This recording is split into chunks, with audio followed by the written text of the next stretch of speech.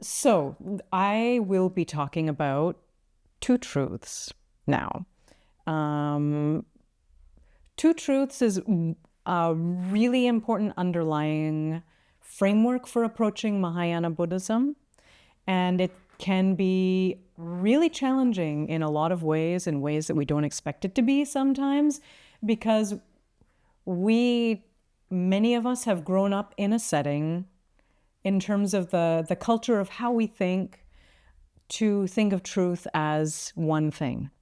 We think that there is one truth, that when we get to the heart of the matter, there is going to be one thing that we carry away from it. We talk about the truth of the matter. And in a Buddhist context, there isn't one truth. Truth is quite multiple and can be really, I think, helpfully and usefully approached through the framework of the two truths. The two truths are labeled or designated as conventional or relative truth on the one hand, and ultimate truth on the other hand. When we talk about truth, we are talking about our understanding of reality, how we think about what really exists in this world and in what way, how we know things about what exists, whether we exist, how we exist, how we can know ourselves, what is our mind, all of these questions. When we're approaching these, we're always looking for some kind of underlying truth. And what we have here is a framework that lets us approach it in these different ways. So turning back to the two truths of Buddhism, weirdly, it can be easier to start with the ultimate truth because there's so little that I can say about it. It is understood to be beyond concepts, beyond conceptuality, beyond language. We're not able to use words to describe it directly because it is something that slips away as soon as we attach words to it. We're no longer talking about the ultimate. We are re-entering the world of convention, of relativity. So the ultimate truth tends to be described in terms of being unborn, unceasing, unarisen, beyond concepts. It's described only using negative terms, not in terms of it being a bad thing, in terms of it being something, once we give it a positive attribution, it's no longer ultimate. It's something that's entering the realm of conceptuality.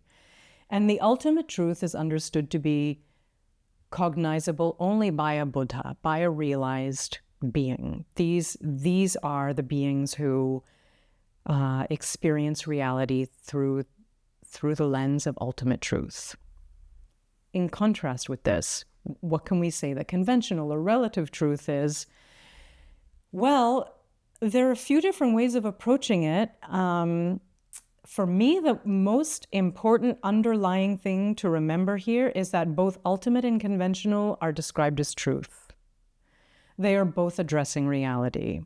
It's not that ultimate truth is true and conventional truth is false. That conventional truth is really complicated, and there are a lot of different teachings on it, and it's described in a lot of different ways. One of the most common ways that people will talk about it is in terms of like a veiling or a covering of reality, a mistaken perception. This is an aspect of it, but it is not the truth aspect of it. Conventional truth can be really helpfully thought of as itself divided into two: the mistaken version, or what I like to just call dead wrong, and the true version of it, which is useful and accurate and based on accurate perception, accurate reasoning. And so it's a process. It's really a process of trying to uncover what the conventional truth is. The conventional truth, the dead wrong category, the mistaken conventional, is something like, how should I? I'm trying to think of an example that won't be too traumatizing for anybody. So can I talk about Santa Claus? Santa Claus is, trigger warning, he's not real. Santa Claus is a made-up being, a concept, a useful tool for stirring up excitement with kids. It's a really fun myth to embrace. And it's also not true. Another way to think about things that are dead wrong, there's a favorite example from Indian thought and Indian philosophy of the snake and the rope. You're walking down a street. It's could be early morning, could be early evening. The light's not great. You see something lying on the road and you think it's a snake. So your heart rate goes through the roof, your blood pressure goes up, you're filled with fear. It's a snake. And then you take a moment to look at it, you realize it's a rope. So the snake is the incorrect conventional truth, let's say the conventionally completely wrong, and the rope is the conventional truth. You are using your faculties of perception. You are reasoning. You are engaging with something, evaluating what it is. You recognize it. You're able to deal with it. It's very useful to know that's not a snake in front of you. And so we have these two sides to it. Now, snakes and ropes, okay, important if you live in a place with poisonous snakes. But in terms of the Buddhist path, it's maybe not so important. What is really important is understanding our own mental processes, what emotions are, where they come from, what is wisdom, how do we work with it. Buddha's teachings, if, we can't put everything on the same level in terms of conventional stuff like Santa Claus and the Four Noble Truths are both part of our discursive reality. One of them is helpful and will lead us out of suffering. And one of them, well, it's fun for a day of the year.